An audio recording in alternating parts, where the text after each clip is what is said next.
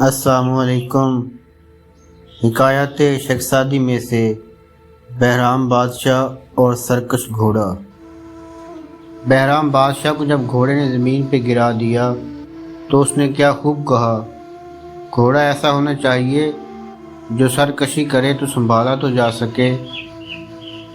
چشمہ شروع ہو رہا ہو تو اس کا منہ ایک سلائی سے بند کیا جا سکتا ہے، اور جب بھر جائے گا تو ہاتھی سے بھی بند کرنا مشکل ہو جائے گا۔ پانی تھوڑا ہو تو بند باندھا جائے، اور اگر سیلاب ہی آ جائے تو اس وقت بند باندھنے کا کیا فائدہ۔ بھیڑیا جال میں آ جائے تو فوراً مار دے، ورنہ بکریوں کی خیر منا، کیونکہ جیسے شیطان سجدہ نہیں کر سکتا اسی طرح بذات اور کمینہ نیکی نہیں کرے گا۔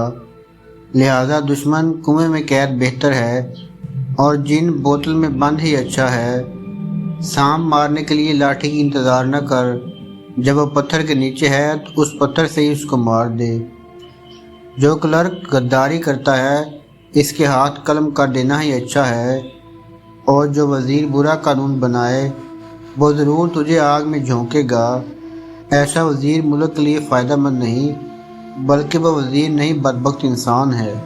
شخصادی لہرامہ کی سکھائے سے ہمیں یہ سبق حاصل ہوتا ہے، نااہل کو پہلے دن ہی جوتے کے نیچے رکھا جائے، اس کو نوازنے سے تباہی آئے گی، کیونکہ ایسا کرنے سے دن بدن اس کا دماغ خراب ہو جائے گا۔ بنائے کہ محکم نہ دار 10 آس، بلندش مکن ورکنی زہراس۔ تمام نئے آنے والے دوستوں کی گزارش ہے کہ چینل کو سبسکرائب کریں اور بیل آئیکن کو ضرور پریس کریں۔ شکریہ۔